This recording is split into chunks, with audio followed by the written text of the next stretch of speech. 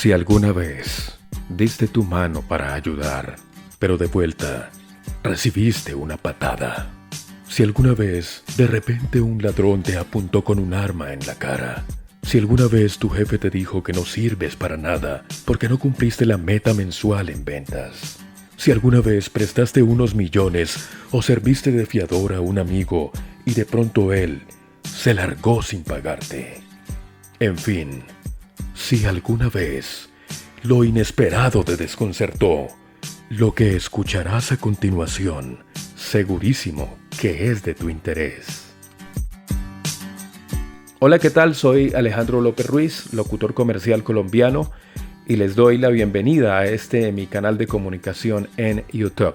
Para todos ustedes, seguidores que me escuchan en cualquier lugar, es grato para mí presentarles un interesante diálogo con el experimentado médico psiquiatra John Harold Montealegre Vargas, quien amablemente nos instruirá a todos a partir de ejemplos cotidianos que por lo general nos afectan en menor o mayor grado según sea nuestro temperamento, personalidad y herencia genética. Doctor Montealegre, muchas gracias por aceptar mi invitación a participar en esta entrevista en medio de su ocupada agenda de trabajo diario. Bienvenido. Alejandro, cordial saludo. Muchas gracias por esta invitación. Encantado de tratar todos estos temas que vamos a poder desarrollar y tengo muchas expectativas respecto a la posibilidad de poder ayudar a muchas personas por intermedio de este canal. Hay mucho contenido y vamos a tratar de estar teniendo temas actualizados y vamos a ver qué continuidad le podemos dar a este tema. Muy amable por su disposición a servir, mi estimado doctor. Inicialmente háblenos de su trayectoria profesional como médico psiquiatra en Colombia. Mi nombre es John Harold Montealegre. Yo nací en Pitalito, Huila. Desarrollé mi carrera profesional como médico en el Huila principalmente, luego de terminar en la Universidad Surcolombiana de Neiva. Y de ahí, después de adquirir unos años de experiencia, fui a estudiar a Cuba.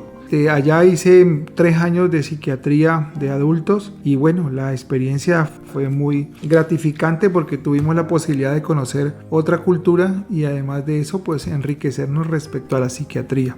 La trayectoria profesional aquí en Colombia mía, yo recién egresado estuve trabajando en el departamento de Boyacá, en Cundinamarca. Me vinculé a una clínica prestigiosa en Bogotá que maneja el tema de las personas privadas de la libertad y es con quien actualmente estoy trabajando. Yo me muevo por algunos departamentos y estoy viendo a las personas privadas de la libertad y tengo mi consulta particular también en donde desarrollo distintos temas con los pacientes. También asisto a una consulta intrahospitalaria en el Hospital San Rafael de Pasto. Durante estos meses de pandemia mundial, ¿cómo le ha ido con las consultas virtuales? Ahora, con todo este asunto de la pandemia, se ha visto una posibilidad de poder ayudar, ya que no podemos vernos de manera presencial. La consulta virtual ha adquirido mucha relevancia ahora y estamos también haciendo consulta virtual. En la medida en que todo esto vaya pasando, pues retomamos la consulta tradicional. Ahora con esta nueva situación mundial del COVID y de la pandemia, hemos tenido la necesidad de aumentar la ayuda que le podemos dar a las personas porque definitivamente nos ha afectado en uno o en otro grado la pandemia a muchos de manera negativa y bueno, precisamente vamos a hablar más adelante de todo este tema y de cómo nos ha afectado no solamente la pandemia sino en muchas otras circunstancias. Doctor, ¿a usted qué lo motivó a elegir esta profesión en su vida y no otra? ¿Considera que optó por su vocación o llamado que cada uno tenemos en nuestro paso por esta tierra? Definitivamente la vocación que tienen las personas que estudian las ciencias de la salud y particularmente la medicina viene de mucho tiempo atrás. Yo hace mucho tiempo recuerdo que estaba decidido a estudiar medicina y me llamaba la atención mucho los medicamentos, cómo funcionaban los fármacos. Entonces eso fue como una motivación y luego de eso me di cuenta que las enfermedades mentales, la gente sufría mucho y la gente no acudía a la consulta por el estigma que existe. Ya vamos a hablar un poco más adelante acerca de eso. Y que la gente tenía muchos dolores físicos que eran del alma y que pertenecían al alma. Entonces eso me generó mucha inquietud saber cómo funcionaba eso y decidí estudiar la psiquiatría.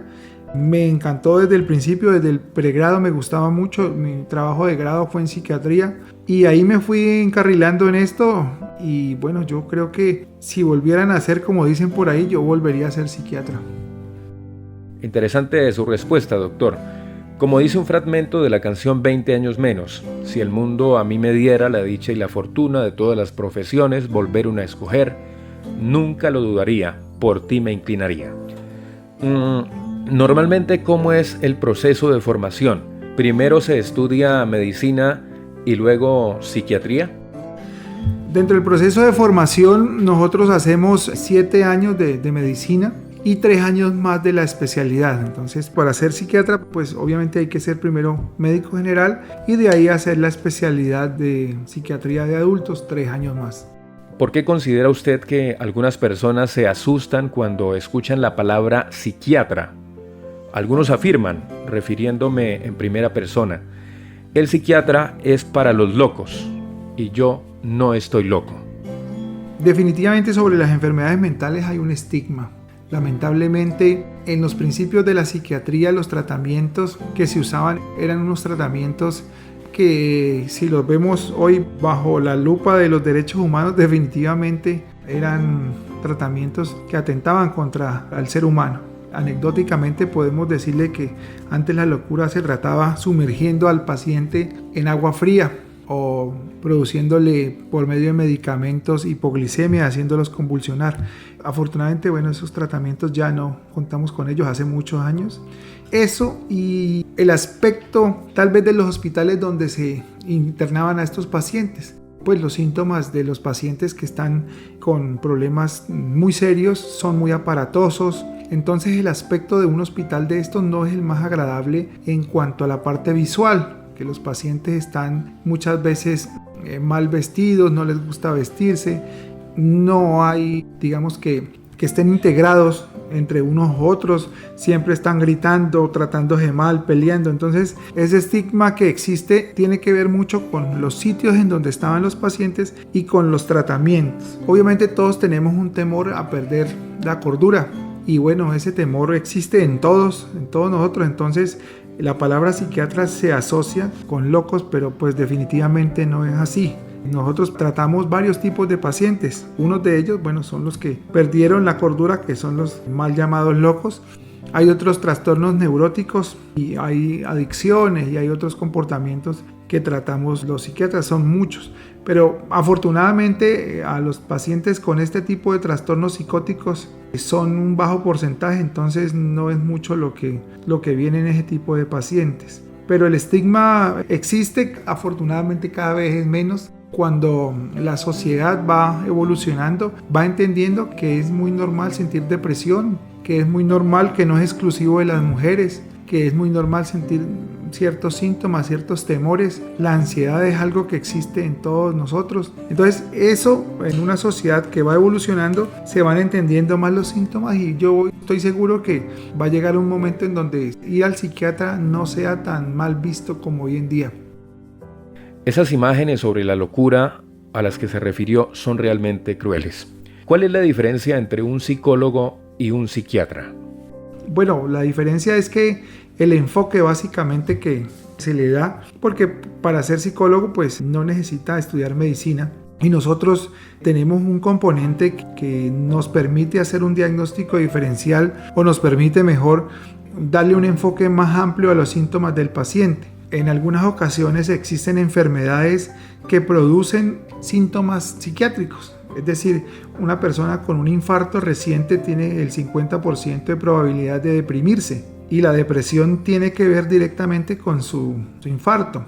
Entonces nosotros vemos al paciente desde el punto de vista médico. Los psicólogos lo enfocan solamente desde los síntomas de tipo psicológico. Nosotros nos basamos también y descartamos los síntomas orgánicos.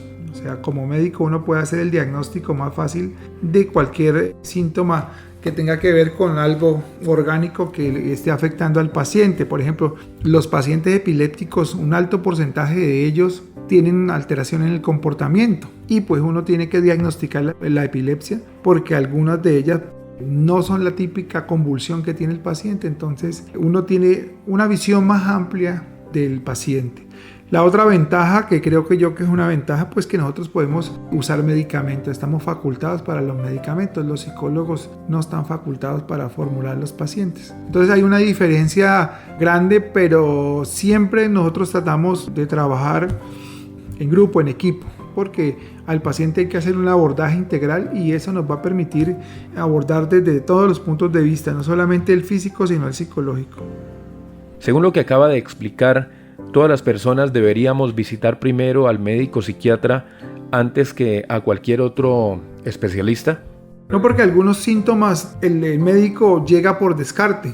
O sea, el médico aborda al paciente, le hace sus exámenes y cuando ya no le encuentra nada le dice vaya al psiquiatra porque yo creo que usted tiene otra cosa. Si el tipo le está doliendo el pecho, llega a urgencia, le toman un electrocardiograma, está normal, no tiene un infarto, le toman unas enzimas en sangre, están normales, sigue con el dolorcito, le dan medicamentos y le dicen tómese este ecocardiograma para ver cómo está su corazón más profundamente. El examen le resultó bien, le pueden terminar haciendo una prueba de esfuerzo. El corazón del tipo ya tiene 3 exámenes que le garantizan que no tiene una patología cardíaca.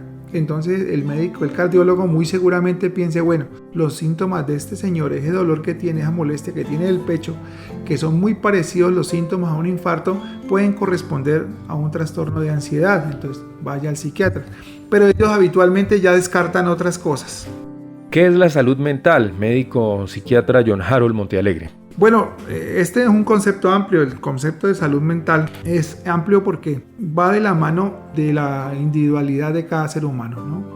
Para algunas personas la escala de valores es distinta. Obviamente todos nos regimos por unas normas de la sociedad y esas normas dictan nuestro comportamiento. Pero la salud mental es tener un balance que de alguna manera no nos produzca tantos síntomas entre nuestra familia, nuestro trabajo, muchas condiciones del entorno familiar, del entorno social. La salud mental no podemos decir que es la ausencia de síntomas. Es un estado que es el resultado de un balance de muchas circunstancias que giran en torno a una persona y que giran de acuerdo a su personalidad, a su temperamento. El balance en términos generales de una persona de acuerdo a muchos factores externos e internos. Muy bien, doctor. Para que las personas que están escuchando esta entrevista con usted se enteren, ahora le pregunto, ¿cuándo una persona por iniciativa propia debe contemplar visitar a un psiquiatra? Bueno, esa es una pregunta bien interesante porque hoy en día con el advenimiento de tanta información por internet que usted digita un síntoma y le bota ahí una cantidad de información el buscador, pues eso establece o hace que la gente tenga más acceso a mucha información y que pueda comparar, valorar los síntomas y decidir si asiste o no al psiquiatra. Definitivamente cuando existe una inconformidad, un disconfort en el comportamiento o en la vida de una persona, pues debe pensar uno en asistir a un psiquiatra. Pero casi siempre lo orienta mucho a uno ir a donde el médico general, porque el médico general le puede decir, o al psicólogo. Ellos son, digamos que, la primera línea para los síntomas de un paciente. El estar cerca a un psicólogo, a un médico, puede orientarlo mucho y puede hacer el diagnóstico y decirle, mire, usted necesita. Ahora, hay muchas veces que el paciente entiende que si está escuchando voces, pues el que trata eso es el psiquiatra y va directamente al psiquiatra. Pero eso depende, va en concordancia mejor con la intensidad de los síntomas, porque hay gente que se siente triste, se siente deprimida y pasa muchos años antes de consultar a un médico y saben que la depresión la trata un psiquiatra, pero no piensan en hacerlo hasta después de mucho tiempo o hasta cuando ya los síntomas son tan difíciles de sobrellevar que ya le causan un malestar permanente. ¿Es por el prejuicio a la psiquiatría que hace un momento comentó?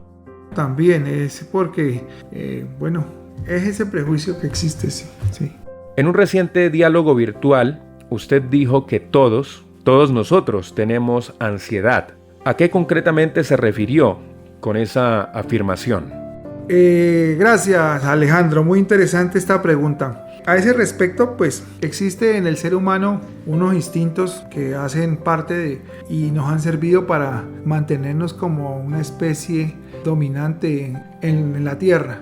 Y tiene que ver con la ansiedad. La ansiedad existe en todos los seres humanos, la tienen también los animales en otro grado, porque es lo que nos permite estar alerta e identificar mejor cuando hay un peligro acechándonos. Es la que nos permite en algún momento salir corriendo o defendernos o resguardarnos de cualquier circunstancia. Entonces, todos manejemos un grado mínimo de ansiedad, digamos que basal. En algunas personas, pues cuando esta ansiedad llega a unos niveles superiores, causa síntomas y bueno, ahí es cuando hay que intervenir. Pero la ansiedad existe en todos nosotros y existe como un instinto muy arraigado en los seres humanos. Casualmente ahora, por el tema de la pandemia, es muy común escuchar hablar sobre ansiedad y depresión. Al respecto, ¿qué le cuenta a todas las personas que lo están escuchando atentamente?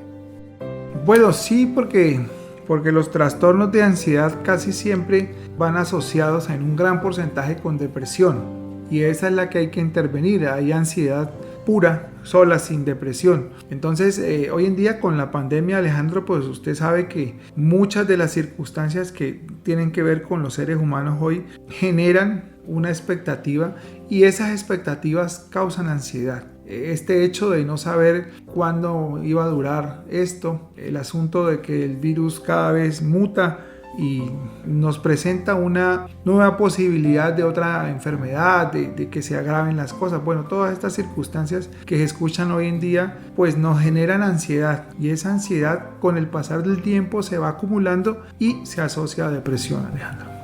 Gracias. Concretamente, ¿a qué acciones se le puede definir ansiedad normal? La ansiedad, digamos que de alguna manera normal, entre comillas, es la que sentimos todos por estar pendientes de nuestro trabajo, por levantarnos temprano para ir a trabajar, porque nos entregaron una carta, por circunstancias cotidianas. Y la que es sujeta de tratamiento, pues es la que nos genera inconformidad, inquietud, intranquilidad. Realmente genera una sensación de disconfort en la persona. Entonces altera muchas otras cosas. La ansiedad normal es la que sentimos casi a diario, que de hecho es difícil percibirla, pero está ahí. Pero la otra sí es que nos desborda y genera síntomas como la imposibilidad para dormir, como la inquietud, las ganas de estar haciendo cosas y bueno, muchos síntomas que se asocian con la ansiedad. Doctor Montealegre, ¿la ansiedad es entonces un mecanismo de defensa de cada persona? Exacto, es un mecanismo de defensa. Es un mecanismo de defensa como le decía, de los seres humanos para salir huyendo y es la que nos genera y nos mantiene alerta a lo que pasa en nuestro entorno. ¿Qué ocasiona que la ansiedad normal que todos tenemos, según nos cuenta, se desborde y esta pase a una ansiedad enfermiza, por decirlo así? Bueno, Alejandro, eso tiene que ver con las circunstancias del balance que yo le explicaba de la salud mental, ¿sí? En la medida en que usted tolere cierto grado de ansiedad, pues eso le enseña a usted a desenvolverse en la vida y en su cotidianidad, en su trabajo. Pero cuando hay un desbalance y alguno de los factores que tiene que ver en su tranquilidad, en su salud mental, no va funcionando bien, entonces la ansiedad comienza a manifestarse más fuerte. Le voy a poner un ejemplo práctico. Todo en nuestra vida va bien, el trabajo bien, la familia bien, la salud bien, económicamente me gusta mi trabajo, me gusta cómo me pagan, pero resulta que se le enferma un niño. Entonces eso crea un desbalance, ¿sí? Crea un desbalance y eso produce ansiedad. O de pronto el trabajo le dijeron que no hay más trabajo, que no le van a renovar el contrato. Eso produce un desbalance y entonces la ansiedad que usted maneja basal, la que maneja normalmente, comienza a hacerse más intensa y comienza a manifestarse con síntomas. La intranquilidad, la inquietud, bueno, muchos síntomas que son somáticos, o sea, del cuerpo y muchos síntomas psicológicos. El principal síntoma es la alteración del patrón del sueño. ¿Nos quiere decir, doctor Montealegre, que de la ansiedad se pasa a la depresión? No necesariamente, o sea, no es una consecuencia de la otra. pueden ocurrir en cualquier etapa, primero una, primero la otra. No existe una relación directa que por mucha ansiedad se llegue a la depresión. No es así. La depresión, existe una depresión que es endógena y hay otra que es exógena. A ver, el mismo ejemplo, todo está bien, todo va funcionando bien, pero resulta que la enfermedad del niño suyo pues es grave, ¿sí? Para ponerle un ejemplo. Y eso hace que con el tiempo la ansiedad se vaya traduciendo en depresión y eventualmente el niño, bueno, este es un ejemplo muy al extremo, pero el niño puede morir, entonces a usted le va a generar depresión, ¿sí? Eso le va a generar depresión. Resulta que no era nada grave, usted vuelve a su estado normal y usted, digamos, a su normalidad. Entonces todos estos estados son reversibles y tienen que ver con nuestro entorno.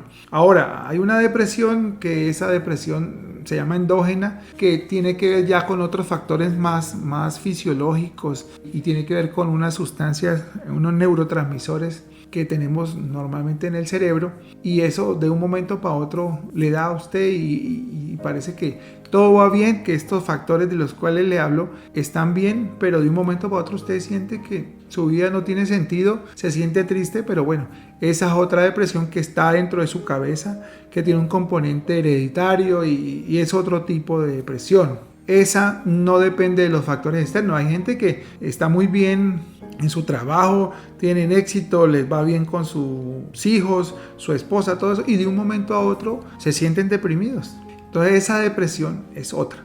Esa es la depresión endógena. Endógena. Y la otra, depresión exógena. Exógena es la que depende de los factores externos, la familia, el trabajo, la parte económica, ese tipo de circunstancias, la pérdida de un ser querido, Alejandro.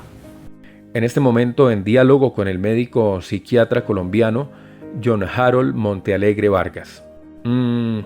Doctor, en un documental científico que vi por internet el fin del año pasado, casualmente estaba hablando un psiquiatra sobre la testosterona en el hombre, que según tengo entendido se produce en los testículos y que si hay bajos o altos niveles de producción, asimismo es el deseo o líbido y la agresividad en nosotros los hombres. ¿Qué hay de cierto en esto y qué relación con este tema tiene el tamaño de los testículos? Bueno, definitivamente, Alejandro, existe una relación directa entre la testosterona y el deseo sexual o la libido y la agresividad. Los seres humanos, los hombres, respondemos a ese tipo de hormonas y eso causa alteraciones en nuestro comportamiento que hacen que normalmente se alteren algunas de nuestras circunstancias. Pero definitivamente sí existe una relación entre la testosterona y el comportamiento de los seres humanos. En cuanto al tamaño de los testículos, no necesariamente, no directamente. Los testículos son los principales productores de testosterona, pero no tiene relación directa con el tamaño. ¿Y cómo se evalúa médicamente desde la psiquiatría que un hombre produce bajos o altos niveles de testosterona? Entendemos que muchas veces, Alejandro, los niveles de testosterona están bajo de lo normal porque el paciente tiene una disminución de la libido, el paciente tiene unos síntomas externos, muchas veces de ellos son subclínicos, es decir, no los nota a simple vista, solamente cuando uno toma los niveles de testosterona, mide los niveles de testosterona en sangre. Cuando hay niveles altos, pues generalmente el tipo es la persona que es excesivamente velluda.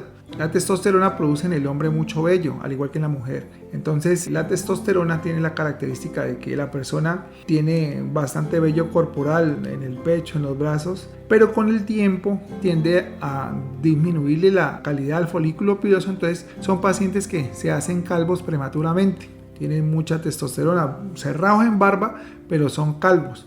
Digamos que esa es una manera indirecta y coloquial de verlo.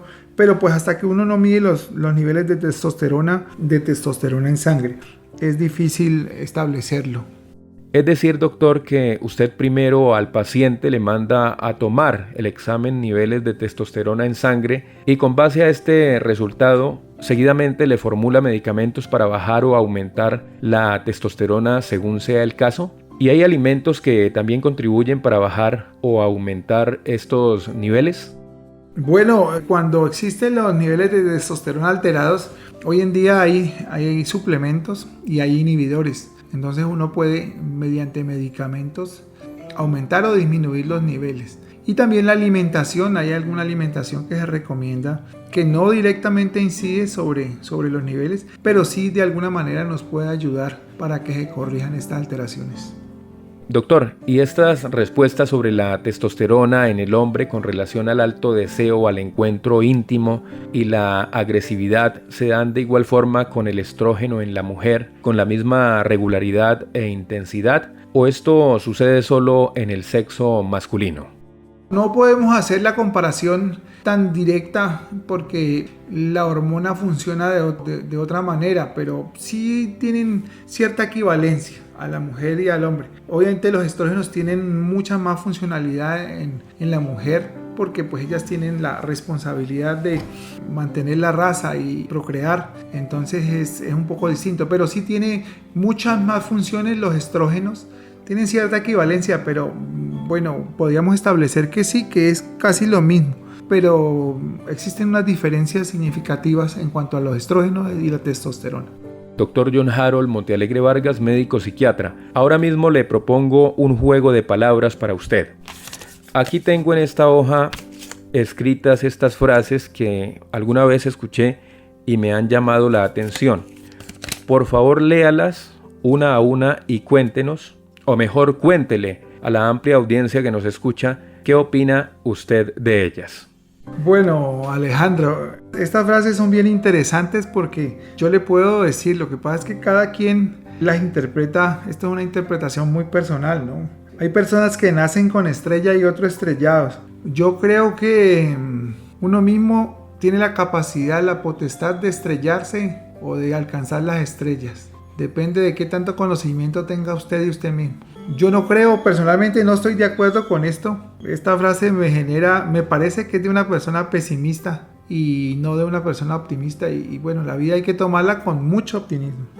Donde hay un hombre hay problemas, bueno, eso sí es cierto porque los seres humanos somos sumamente complicados. Como especie, yo diría que somos un desastre como especie. Y sí, donde hay hombres hay problemas. Hombre como especie, ¿no? Definitivamente, bueno, basta con ver este planeta como lo estamos volviendo con la basura. Hay problemas y tenemos problemas. Entonces, con esa frase estoy completamente de acuerdo, Alejandro. Los celos son inseguridad que acaban o matan relaciones inicialmente estables.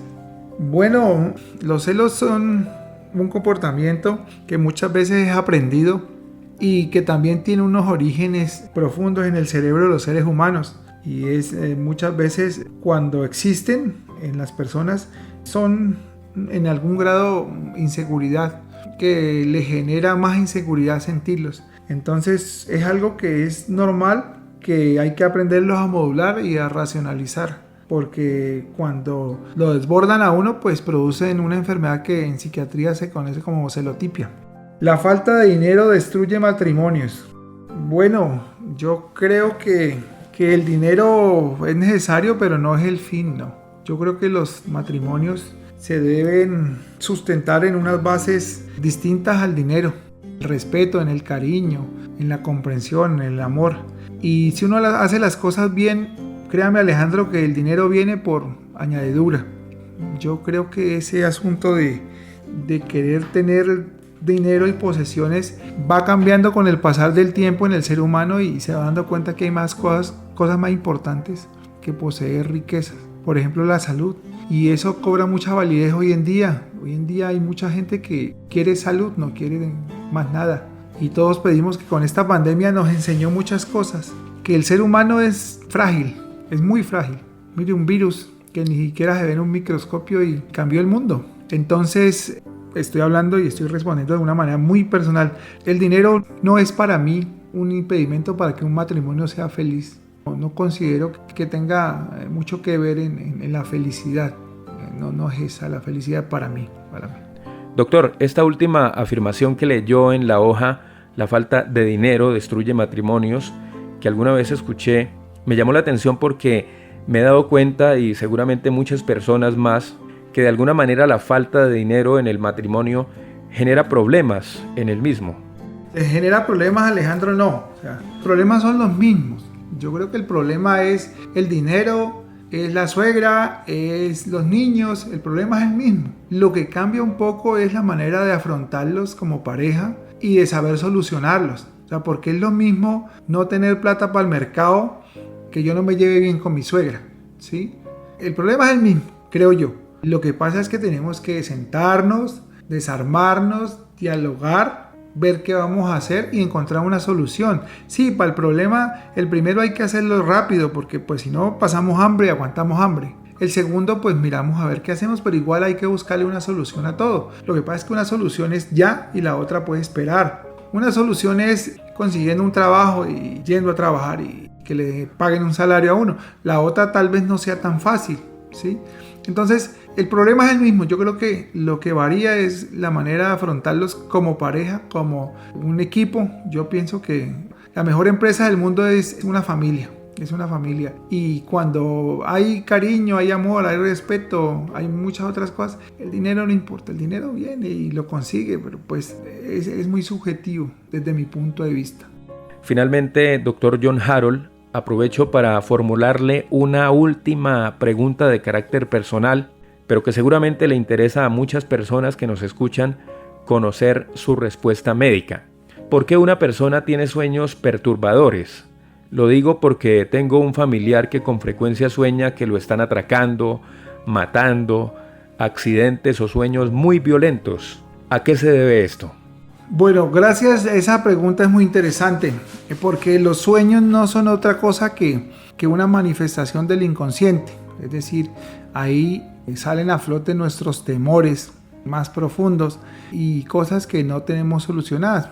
Es muy frecuente que usted sueñe cuando ha tenido una situación muy difícil y sea un sueño repetitivo, o sea, cuando su vida ha estado en peligro. Entonces eso configura una alteración que lo llamamos estrés postraumático. Entonces, cuando usted ha visto su vida amenazada por un asalto, qué sé yo, un robo a mano armada, que ha visto violencia extrema, entonces su cerebro se apersona de ese temor y lo manifiesta cuando usted está dormido. Entonces frecuentemente ve aviones que se estrellan, accidentes, suena que lo están persiguiendo y todas esas cosas.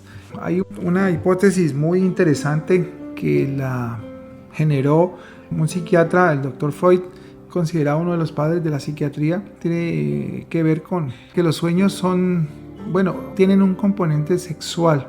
Entonces, cuando sueña siendo acuchillado y esas cosas, se le da una interpretación, pero la mayoría de estos sueños tienen un componente, o mejor, la interpretación es a que se le da, que es muy antigua y está revaluada, y hay unas escuelas que están de acuerdo, hay otras que no, pues le dan una connotación sexual. Entonces eso es un tema bien interesante, pero es un tema bastante amplio.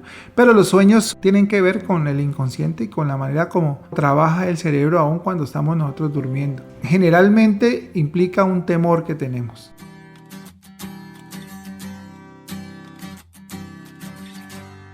Muy amable, doctor, por sus respuestas, por cierto, muy acertadas. ¿Por qué medio lo pueden contactar las personas en este tiempo aún de pandemia para una consulta virtual por primera vez con usted o una cita de control? Bueno, yo tengo mis redes sociales, a mí me encuentran en Facebook, Psiquiatra Pitalito o John Harold Montealegre Vargas. En Instagram también estoy como Dr. Montealegre Psiquiatra. Y en las redes sociales básicamente me pueden encontrar con esos nombres. Y las personas interesadas, al teléfono mío es 313-8587-136. Ahí con mucho gusto estaré atendiendo cualquier inquietud, y para agendar citas es el teléfono mío personal, y WhatsApp también tiene, y cualquier cosa estamos para servirles.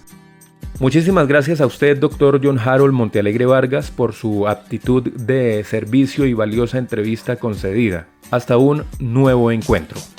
Alejandro, agradeciendo mucho a usted y a todos sus seguidores, y bueno, vamos a darle like a los videos y vamos a estar tratando de subir contenido que nos sirva a todos.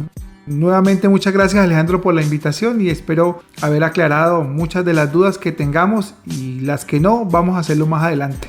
Muchas gracias, no olviden por favor Alejandro López Locutor, y compartan esta entrevista. No padezca en silencio las enfermedades mentales.